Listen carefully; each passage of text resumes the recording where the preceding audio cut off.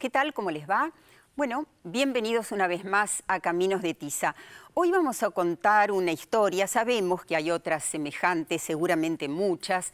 Esta es la historia que queremos compartir con ustedes. La de Alan Rodríguez, un joven de 21 años, con síndrome de Down, que terminó la escuela secundaria en una escuela común, privada, la Escuela Jesús María de San Vicente de Paul, y la terminó, por supuesto, teniendo una currícula adaptada. ¿Qué pasó hacia el final de quinto año? Que no le entregaron el título oficial como al resto de los alumnos, sino un diploma. Ustedes saben que el título oficial habilita para seguir estudios terciarios, eventualmente universitarios, y también para conseguir un trabajo mejor. Nosotros vamos a hablar de la normativa, de la lucha de la familia de Alan y también de los logros apenas parciales. Nuestro tema de hoy, justicia y educación. Así nos presentamos. Vienen de lejos caminos de Tiza, abriendo surcos este oficio labrador.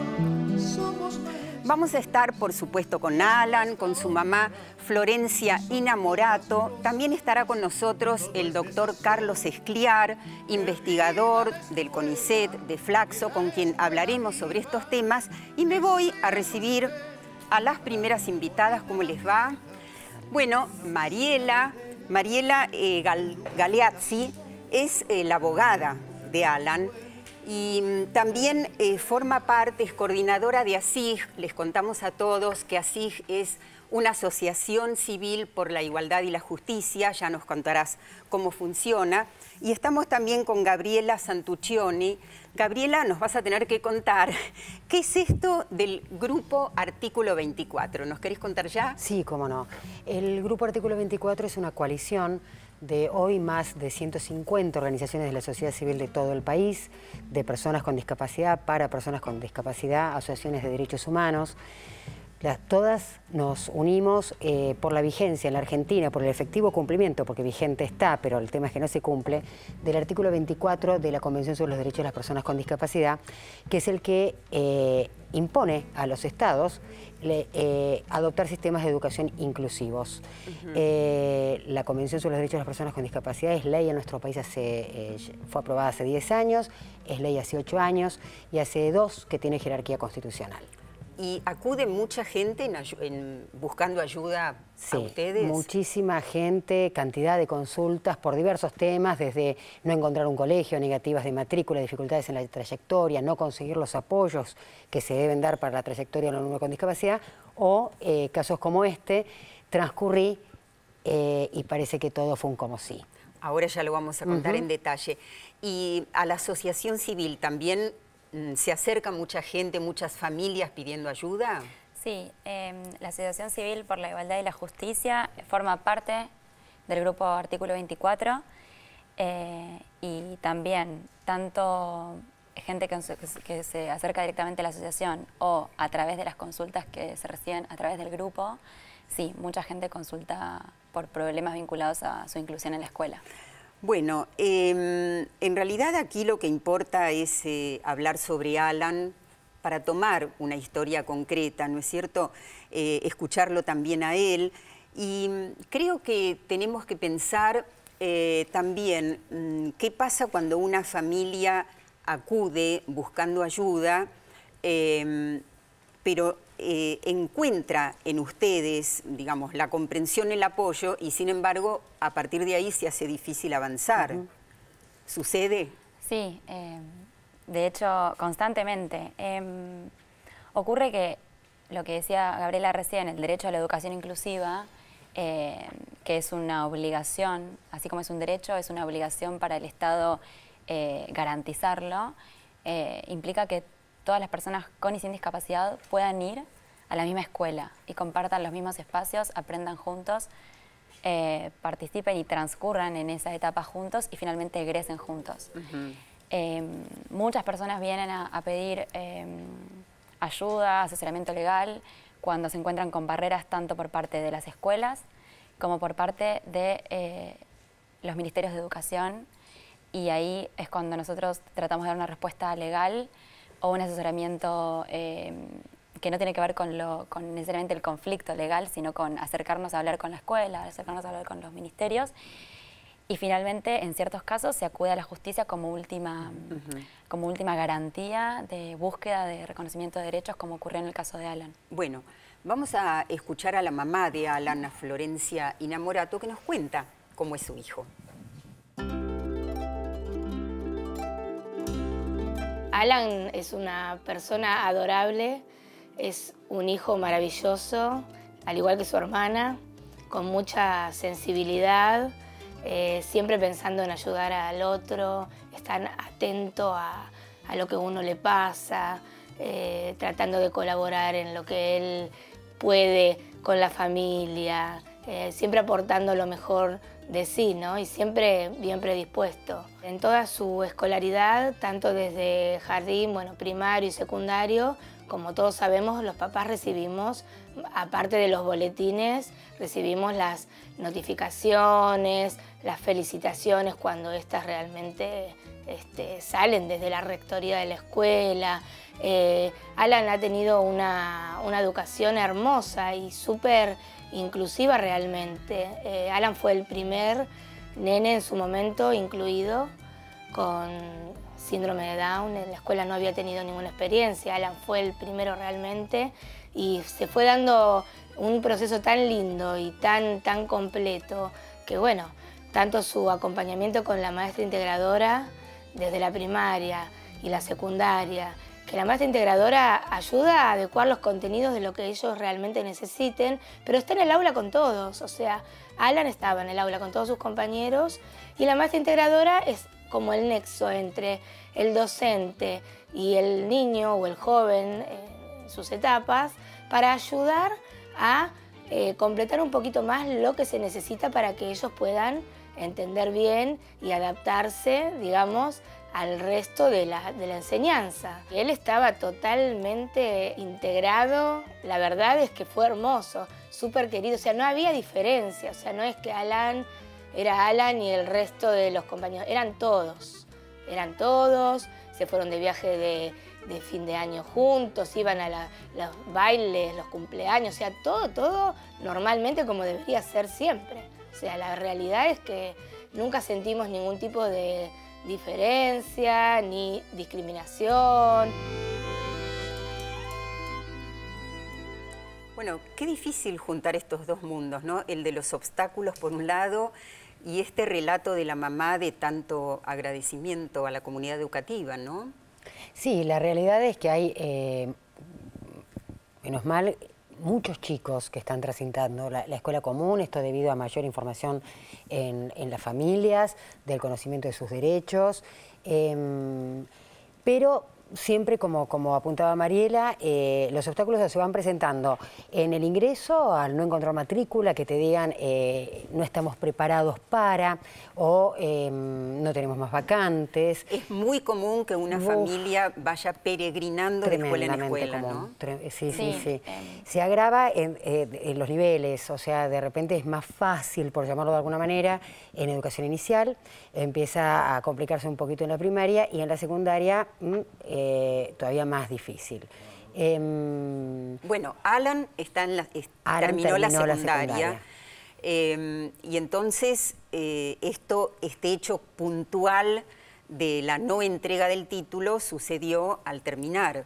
Exactamente. Él fue desde los 3 años a la misma escuela y cursó con una currícula adaptada. Se llama un proyecto pedagógico individual, que lo que hace, en palabras simples, digamos, es hacer accesible una currícula homogénea que de otra manera no lo sería, ni lo es, de hecho. ¿Y cuál es la normativa legal? O sea, ¿de dónde surge que existe un proyecto pedagógico individual? La normativa de la Ciudad de Buenos Aires prevé la creación de estos proyectos y se construyen desde la escuela y conjuntamente con los profesionales que apoyan la inclusión educativa, por ejemplo, la maestra integradora, en el caso de Alan.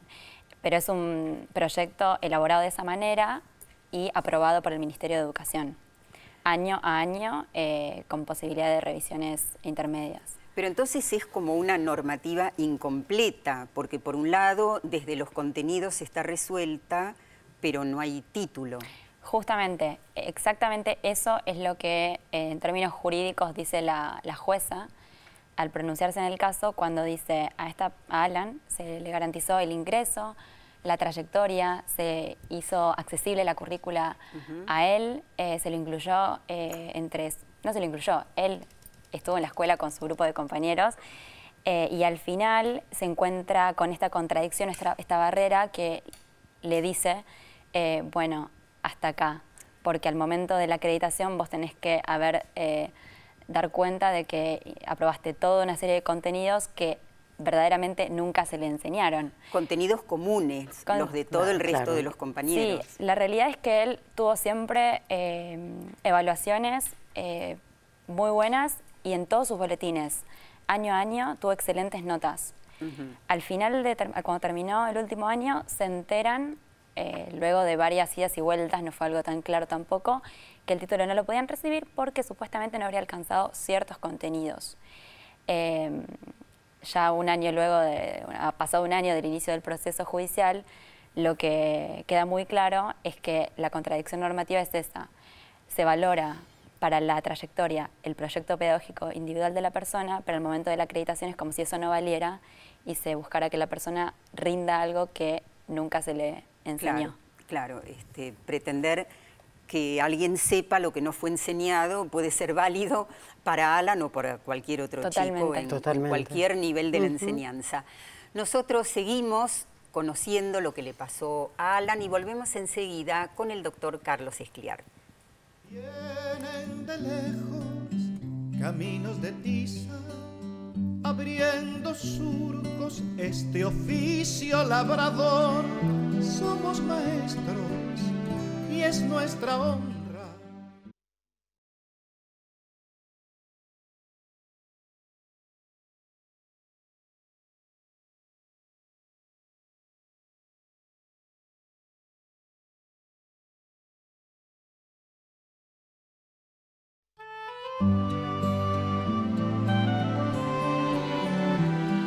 Bueno, aquí estoy con el doctor Carlos Escliar. ¿Cómo estás, Carlos? Bienvenido.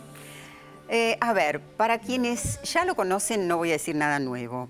Lo que voy a decir es para quienes no lo conocen, porque Carlos tiene un perfil muy particular.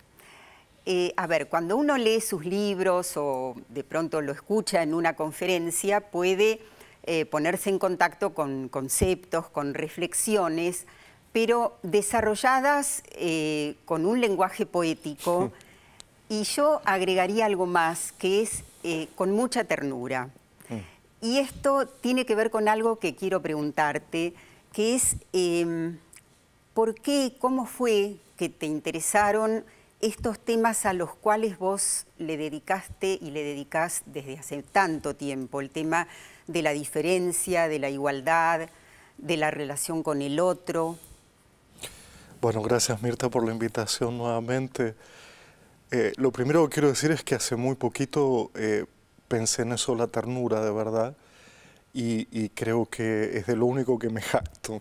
Si en algún currículum yo pudiera poner que me jacto de esto, de que la ternura sea un modo de transmisión, una forma de sensibilidad, un modo de apasionamiento, al fin y al cabo, pero no como disputa, no como batalla, sino en términos de poder ser escuchado y de poder escuchar, y creo que ahí la ternura juega un papel. Como fue la situación de encontrar vidas frágiles y preguntarme por mis privilegios, me llevó inmediatamente a invertir esa rueda y tratar de que esos privilegios ayudaran a mucha gente que en términos académicos, de estudio, en términos institucionales, por sí mismos, en épocas muy difíciles, no pudieran acceder, y por lo tanto al preguntarme, interrogarme cuál era mi privilegio, creo que muy pronto me di cuenta que era el de poder contribuir a que otros tuvieran esos privilegios y que ya no lo fueran, que dejaran de serlos. Me imagino que cuando empezaste a tomar contacto sobre todo con el sistema educativo o con la sociedad en su conjunto desde estos temas, bueno, observaste muchas injusticias. Sí, en esta época lo pienso como como que hay gente que ha nacido con buena suerte y a la cual yo prácticamente no es que ignore, pero me parece como si este mundo estuviera preparado solo para gente de buena suerte. Y me preocupa mucho más la gente que ha nacido con esa mala suerte que este mundo dictamina a través de varios parámetros, ¿no? La mala suerte de la familia, la mala suerte del cerebro, la mala suerte del aprender. El otro parámetro que es de la normalidad a normalidad que vos trabajás. Exactamente, pero hoy un poquito encarnado en esta posibilidad de cuánto podemos torcer la suerte de la gente, cuánto podemos ofrecer otros destinos. Creo que en el fondo... ¿Podemos? Bueno, a mí... Esto requiere como un punto de partida, que es creer firmemente que no hay destinos trazados de antemano, que no hay nada natural en las formas del porvenir y del devenir, y que de alguna manera la escuela, las instituciones deberían jugar un rol ahí para no solo cambiar la suerte, sino ofrecer múltiples destinos. Pero estamos ante el problema que el mundo hoy exige, según sus criterios de normalidad, una hiperadaptación, una sobreadaptación en un perfil de un cuerpo determinado, en un perfil de un aprendizaje determinado, un sujeto que conoce, que aprende, que puede, pura potencia, ligado a lo nuevo, ¿no? A la tecnología, ligado al mercado de trabajo. Claro, el problema es el que no puede, el que puede de un modo diferente, con ritmos diferentes. Podrían todos si el mundo no fuera tan mezquino, pero ahí se me plantea el dilema actual entre si educamos para el mundo, si es que ese mundo es solo aquello, no solo ese mercado de trabajo, solo esa idea de la novedad tecnológica, o si educamos un poco para la vida, para proteger la vida y esperar que de esa educación por la vida surja un mundo mejor, porque lo que ha pasado hasta ahora es que bajo la presión de formar a todos de la misma manera para un mundo tan compacto, evidentemente muchos han quedado fuera de ese modelo, ¿no? Ahora, la escuela está concebida para ofrecer a todos lo mismo. Y eso uno podría preguntar, a ver, ¿eso es en nombre de la igualdad? Sí, es una igualdad primera, una igualdad inicial. Lo mismo, pero a sabiendas que los efectos de lo mismo son terriblemente diferentes. Si tuviéramos paciencia y ternura, yo creo que eso daría la posibilidad de que esperemos un poco que esos efectos tomen cuerpo en cada uno, se vuelvan singulares, porque al fin y al cabo, ¿qué es lo que queremos? Que cada uno asuma un destino singular, que cada uno asuma su propia vida, y no que participe del mundo como simple esclavo o soldado de un ejército o miembro de una larga fila que no conduce a ninguna parte. ¿Y cómo te insertás vos en la historia de Alan? Bueno, de una manera muy, muy preciosa. La gente de ASIG y sobre todo Mariela me convocaron un buen día, y además hay una historia ahí muy preciosa porque en la sala donde me invitaron a participar intuyo que es la misma que trabajó mi padre durante 20 años y cuando yo llegué no podía creer estar en ese mismo lugar sin saberlo. Y ahí fue cuando me contaron la historia de Alan y me pidieron además si podía producir un pequeño video, una pequeña intervención para divulgar una idea que yo vengo trabajando hace tiempo, que es la idea del cualquiera, de ser un profundo defensor de la ética dirigida a cualquiera, independientemente de quién sea, cómo se llame, qué diagnóstico tenga. Y a partir de ahí, por supuesto, yo quise conocer a Alan y ellos me brindaron esa oportunidad. Volvimos a encontrarnos en la asociación civil y tuve una conversación pública, sin secretos, una conversación donde sí recuerdo puntualmente una frase de Alan que fue: me engañaron. Tal vez yo escuché eso, tal vez él dijo me estafaron, no me acuerdo exactamente. Es parecido. Pero tuve la sensación y me fui con esa, a flor de piel, pensando que alguien recibió y vivió y se desarrolló bajo la luz de una promesa, y luego su conclusión, el corolario de esa historia es: me estafaron. Claro, y como para decir, ustedes creen que yo no me voy a dar cuenta, pero yo me di cuenta que me estafaron. Por supuesto. Carlos, compartimos la segunda parte de Florencia, la mamá de Alan. Bueno. para nosotros fue algo tan rico y tan emocionante ver todos sus avances, su crecimiento, porque Alan empezó desde los 3 añitos, Salita de 3 años, imagínate que era un piojito que se largaba al descubrimiento de todas las cosas, el desconocimiento de la escuela porque nunca habían tenido un alumno con alguna necesidad educativa, entonces ellos por su lado ponían muchas ganas, pero al mismo tiempo tenían muchas dudas de qué podría pasar en el futuro en cuanto a cómo Alan se adaptaría al proceso de enseñanza, lo cual él les fue marcando paso a paso todos sus logros y demostrándoles de que sí se podía lograr. Y bueno, la verdad que siempre fue algo maravilloso, por eso es que bueno, fueron pasando los años, Alan aprendía, rendía sus exámenes como todos. Nosotros tenemos una vida normal, como todos los papás, sin diferencia de estar pensando en el síndrome de Down. Esa es la realidad. Para nosotros, Alan nació con síndrome de Down, como decir, nació rubio, no sé, tiene el pelo lacio, o sea, no es que lo vemos el síndrome de Down como algo que es una carga, sino que Alan nació así y nosotros lo queremos así como es, pero siempre, bueno, estar atentos a defenderlo en cuando no se respetan sus derechos, como es este caso, que la realidad es que ahora vivimos desde hace 3 años pensando todo el tiempo en la palabra justicia, hacer reconocer lo que le corresponde, tratar como familia de no bajar los brazos en cuanto a si se pudo y se logró todo, ¿por qué ahora no? ¿Por qué ahora no se lo quieren reconocer? Pero no solamente por Alan y por todos los jóvenes que vienen detrás de Alan, porque Alan no es el único joven sobre la tierra que tiene síndrome de Down y que le costó lograr sus objetivos y hasta los ha superado. Su proceso educativo y lograr llegar a 5º año con excelentes notas, jamás se llevó materias, jamás lo mandaron a diciembre ni a marzo porque no hubo la necesidad, porque a Alan le preparaban su PPI, que es el proyecto pedagógico individual, lo preparaba la rectoría de la escuela junto con la maestra del curso, con el grupo de apoyo a la educación inclusiva que acompañó todo el proceso, y Alan se planteaban los contenidos, los objetivos, y Alan no solo los aprobaba, hasta en algunas materias los superaba. Entonces es muy triste que él, viendo todo ese proceso y lográndolo, le ocurra esto.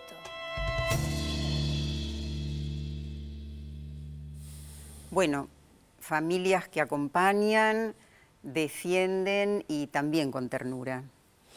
Muchísimo, y ese es un lugar de la historia individual, de las biografías personales. Al fin y al cabo creo que la educación tiene como destino tratar de afianzar una historia individual. Y en el caso de Alan, cuando me senté a hablar con él, cuando me contó su vida, yo la recibí como cualquier otra vida, pero con un padecimiento particular. Y en eso creo que nos hemos equivocado mucho, que es entender que los sufrimientos son desde el origen por una patología y en realidad es por un tipo de padecimiento que es más bien social, es una retórica social que los obliga a padecer los efectos de nuestra incomprensión. Te voy a hacer una última pregunta en este bloque. Escuchamos decir chicos discapacitados o con necesidades especiales. ¿Hay algún nombre con el que vos te sientas cómodo, que te parezca justo? Preguntar cómo te llamas, preguntar los nombres de la gente. Alan es Alan, no lo llamaría de otro modo, le preguntaría cómo le gustaría ser llamado. A las personas hay que llamarlas por el nombre, esa es su identidad, esa es su historia, ahí está inscripta su historia, y todo lo demás son remilgos para que nosotros estemos conformados con la distancia. Es tan fácil saber el nombre de la gente y la educación se dirige a esos rostros específicos y a esos nombres específicos. Bueno, Carlos, gracias. Te incorporás a la mesa. Nosotros volvemos enseguida y seremos 4.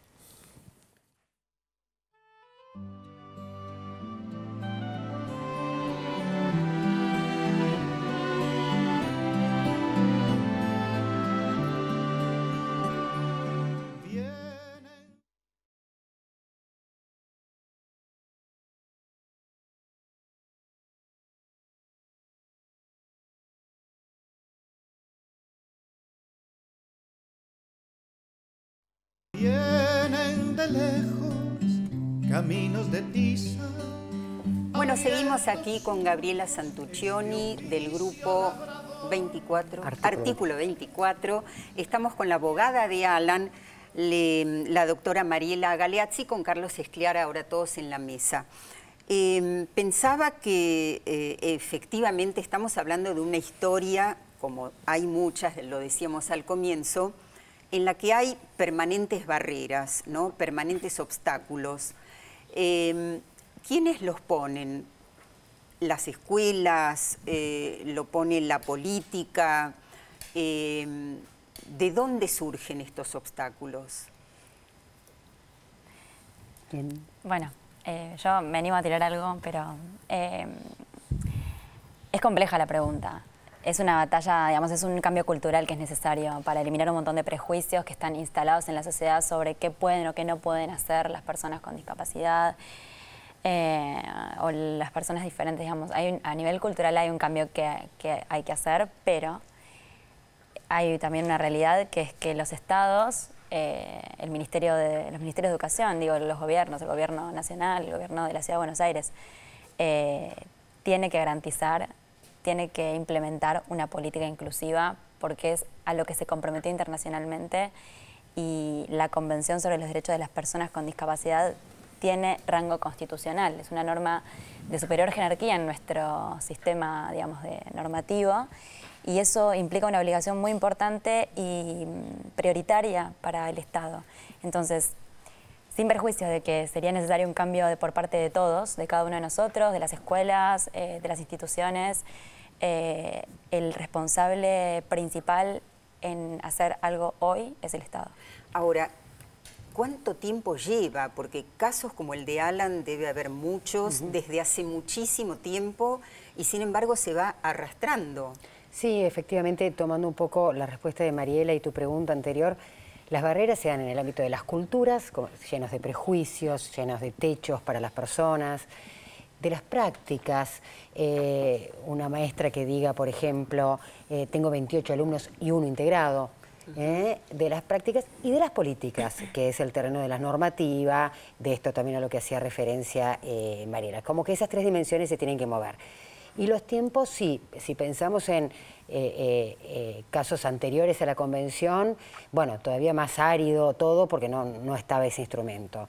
Después de la convención es como que todavía hace falta que, hablando llanamente, que caiga la ficha, que esta es una obligación del Estado, que tiene que avanzar hacia una educación inclusiva sin más demora, porque además es la vida de la gente la que está transcurriendo. Claro. Es Alan esperando 3 años, por ejemplo. Así es.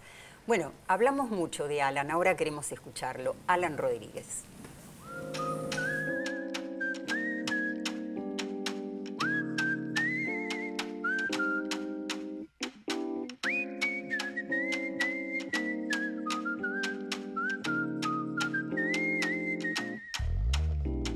Yo tuve Jesús María, San Vicente de Paul, y me gusta la materia, filosofía, historia. Es muy bueno para estudiar esa materia. Hago deportes, soy instructor olímpico, maestría, voy a cenar también, asistente deportivo, hago tenis y hago hospital de Churuca, en el hospital, hago RCP, kayak pulmonar básica, con mi familia. Y después hago percusión, toco cajón peruano y hay varias músicas. Mi sueño, quería trabajar en informática. Para seguir estudiando necesito mi título. Yo estudio formación para empleo en la UCA, la Universidad Católica Argentina, y tengo ganas de trabajar y ganar un sueldo. Mi familia tengo una hermana, María Guadalupe, mi papá es precioso, bueno, impecable, mi mamá también. Bueno, qué placer escucharlo. ¿Qué decís, Carlos, vos que estuviste con él y te nace una defensa, bueno, distinta a la que puede hacer una abogada, sin desmerecer ni una ni otra, pero diferentes? Sí, es bueno que así sea, porque no, me parece que hay varios frentes, hay varias defensas para hacer, hay varias infecciones alrededor del caso de Alan, pero como de todos los chicos que han atravesado un sistema educativo y no se los ha reconocido. Mi defensa va a ser ética, me sumo a estas defensas, va a ser ética en un sentido muy puntual. Hay una historia particular, hay un deseo de estudiar, hay un deseo de continuar, hay un deseo de vivir, de afirmar la vida, y no habría en este sentido ningún impedimento para hacerlo. Hay que darle una respuesta individual, yo no puedo dar una respuesta universal. La justicia sí, el derecho sí, pero yo necesito dar una respuesta singular. Ahí entro en la pregunta anterior un poco y me sumo a estas respuestas para decir que hay un aspecto formativo que no tiene que ver con volver a pensar los programas de formación y otras capacitaciones inventadas y otro llamado a especialistas de todo el mundo, porque esa rueda ya ha girado varias veces y ya sabemos que no funciona. Que es si el Estado se tiene que encargar políticamente de diseñar un sistema común para el bien común, los profesores, nosotros nos tenemos que formar para una vida cotidiana y un trabajo cotidiano que supone el enseñar a cualquiera. Y creo que sobre esto no hay tanta parafernalia, no se necesita tanta tecnificación del campo, se necesita una disponibilidad ética, una atención ética y escuchar la historia y conversar con Alan a partir de su historia para poder saber cómo enseñarlo. Para mí, yo no quiero decir esto es tan simple, pero de algún modo sí lo es. Se trata de escuchar una historia individual y poder entrar en una conversación pedagógica. Bien, pero sumar un respaldo legal seguramente ayuda. ¿Cuáles fueron tus argumentos como abogada? Que Alan cumplió con lo que se le exigió, que transitó durante toda su escolaridad bien, con excelentes notas, y que no hay razones para negarle su título secundario, y que los argumentos que se invocaban eran discriminatorios y partían de una idea de la discapacidad perimida, que ya quedó atrás, que es una idea de la discapacidad que hoy podemos decir que es ilegal, discriminatoria, que tiene que ver con formas de ver al otro de épocas pasadas, que están superadas y que, si bien es tan importante que cambie la cabeza de las personas, de todos nosotros, digamos, por suerte también hay instrumento legal que acompañe ese cambio y que en el caso de Alan se hizo también, fue la voz de la jueza la que habló, la convención en el caso de él, y dijo, él cumplió sus objetivos y ahora le están exigiendo, le están diciendo que no los cumplió, que no accedió a ciertos contenidos que no sabemos cuáles son tampoco. En ninguna etapa de su trayectoria educativa se le dijo no estás llegando, y al final de todo, luego de varias instancias de pregunta y reclamo, no se fue directamente a la justicia, se le dijo no. Los argumentos fueron esos, simples. Ahora, Gabriela, es cierto, como decías antes, que a veces las escuelas dicen no hay vacante, etcétera. Otras veces cumplen órdenes. No pueden, digo, resolver con autonomía. En este caso, la traba viene de la Dirección General de Enseñanza Privada.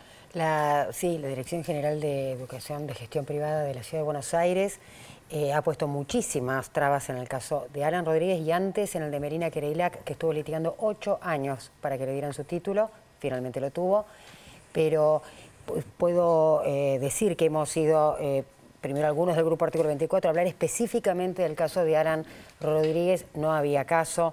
Después ya cuando el caso empieza a tomar forma de si esto no se soluciona, va a terminar nada en la justicia, siguieron yendo las abogadas de Alan, la familia de Alan, y no hubo caso. La excusa siempre fue como que faltaba una normativa. No, no faltaba la normativa, porque de hecho está la Convención sobre los Derechos de las Personas con Discapacidad, que tiene rango superior a cualquier ley. ¿Que se pueda hacer normativas para aclarar las trayectorias y demás? Sí, se pueden hacer, pero eso no era un impedimento para darle el título a Alan, y bueno, quedó muy claro en la sentencia de primera instancia. Alan ganó el juicio en primera instancia. Quiero destacar que además, si bien Carlos hizo su apoyo ético, se presentó como amicus curiae, como amigo del tribunal en la causa, junto con también otras personas, pero en el caso de Carlos le aportó argumentos éticos, argumentos pedagógicos para la resolución del caso. Y lo ganó en primera instancia. Perdón, pensando justamente eso, qué importante es que los profesionales, en este caso Carlos, pongan sus conocimientos al servicio de situaciones concretas que ocurren en las comunidades, ¿no? Es imprescindible, además, porque la educación es como que, vos bien lo decías hace un rato, sí, es un derecho, está consagrado en la Constitución Nacional, tenemos una Ley Nacional de Educación, pero está imbrincado por todo, por la vida, o sea, son las familias, actores, nada, está formando alguien para la vida. Entonces es fundamental la mirada multidisciplinaria que aporte. Y en este caso, bueno, se hicieron aportes de distintos lados que la jueza los ha tomado. Lamentablemente la Ciudad de Buenos Aires apeló el fallo de primera instancia. Bueno, en el próximo bloque vamos a seguir escuchando a la mamá, vamos a sacar algunas conclusiones y vamos a ver cómo sigue esto, que ha tenido un pequeño logro, pero todavía con muchos obstáculos por delante. Ya volvemos. Vienen de lejos caminos de tiza, abriendo surcos este oficio labrador. Somos maestros y es nuestra honra, ni son todas.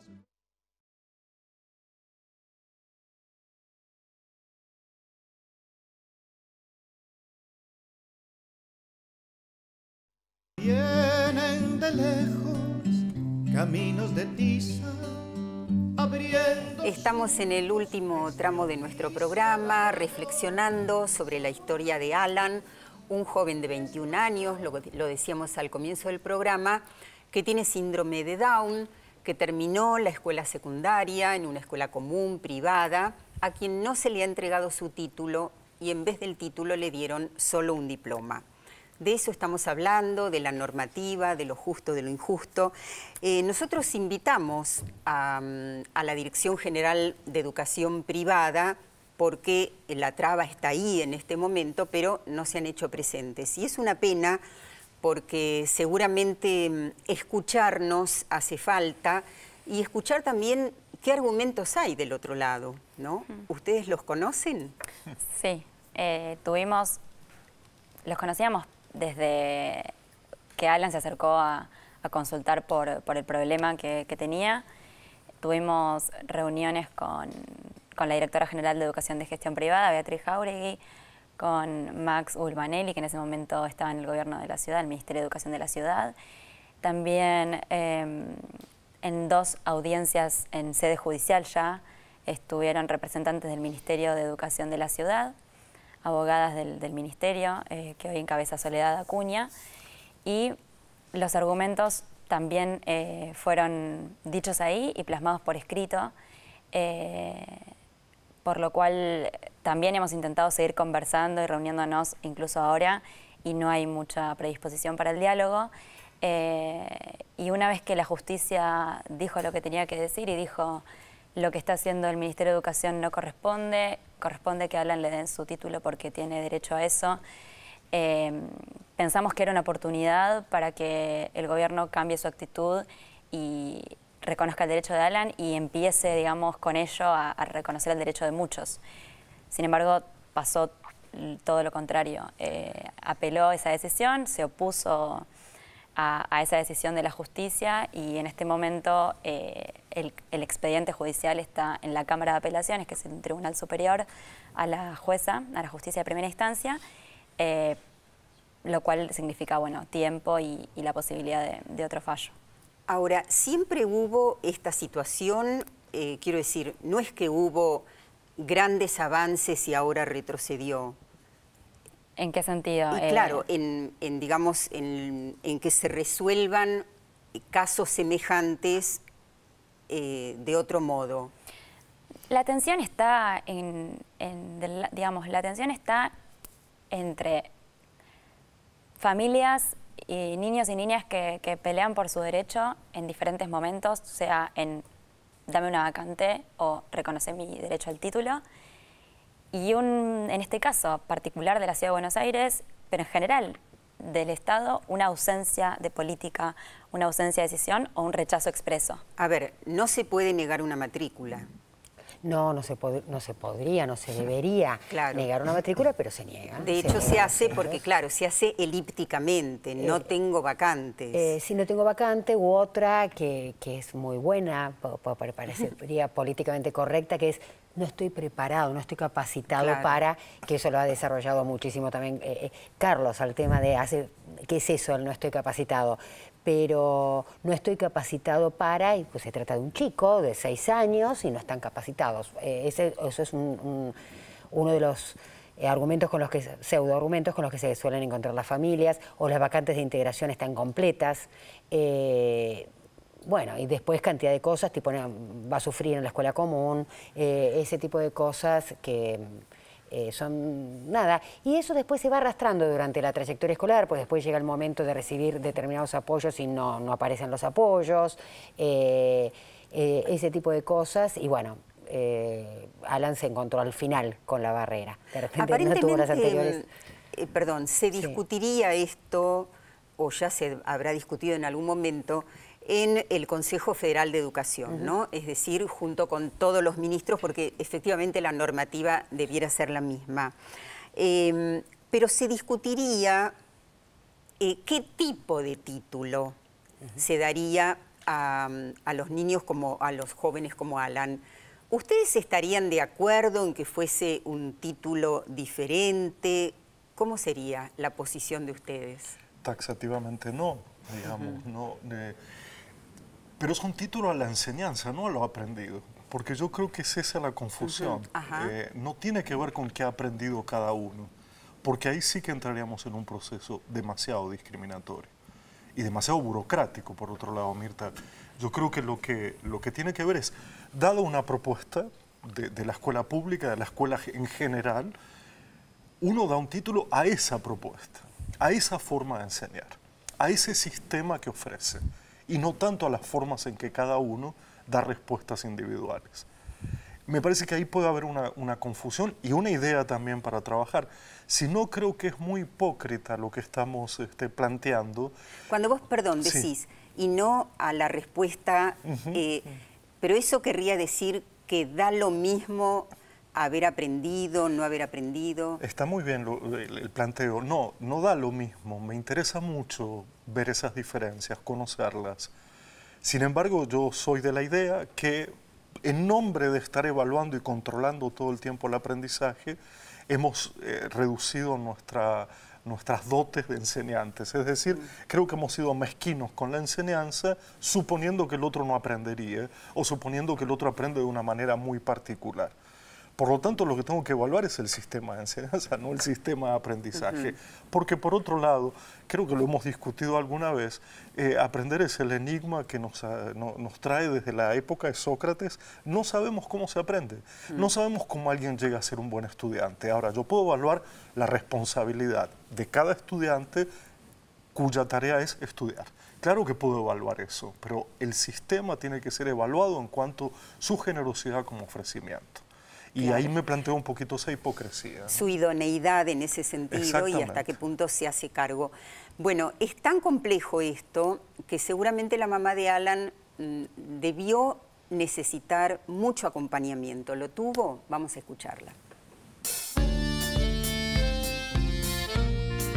Con nosotros están acompañándonos en todo este proceso de injusticia para hacer reconocer y que se respeten los derechos de Alan a la educación inclusiva, principalmente a SIG, que es la Asociación Civil por la Igualdad y la Justicia, el grupo Artículo 24, que son 140 y pico, no sé si no son más porque se van agregando, de organismos y personas que acompañan la educación inclusiva y la apoyan y que luchan día a día para que se reconozcan los derechos, la sociedad toda por completo, padres, alumnos, compañeros, amigos, medios. Realmente la comunidad está abocada 100%. Después los educadores que se presentaron como amicus curiae en la causa, que no es poco. La verdad es que son infinidad de personas que están apoyando y no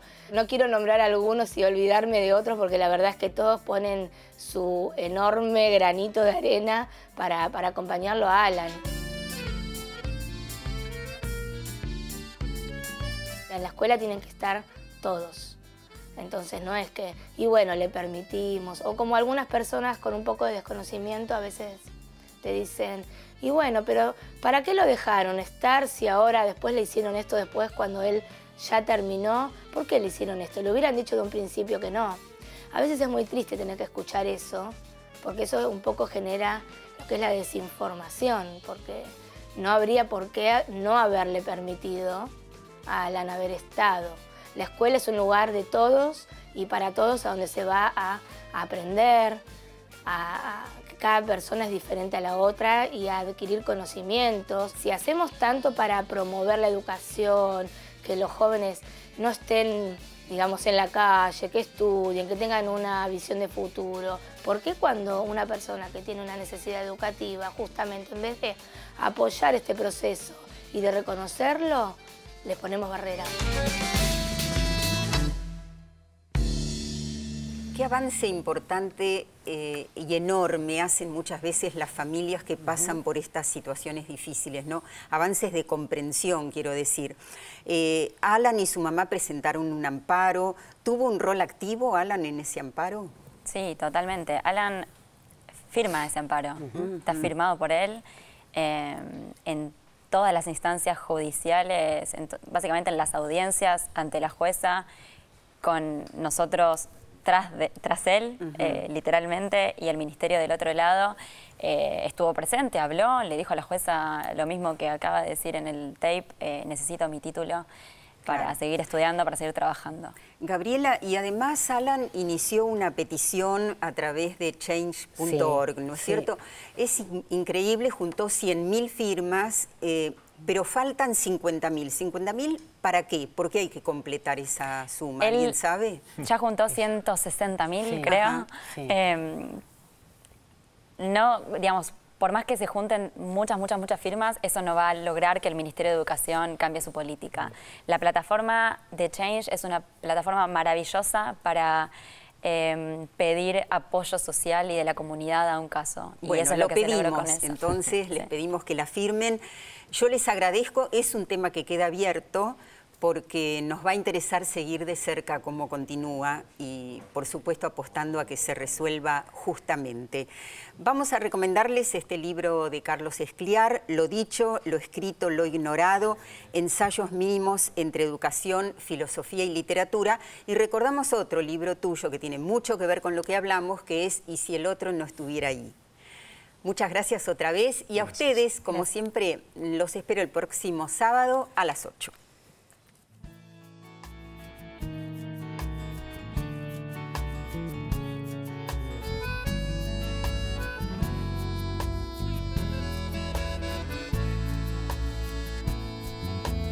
Mochila al hombro, cuaderno nuevo, pájaro de papel. Se busca escuela que deje huella y abrigue bien.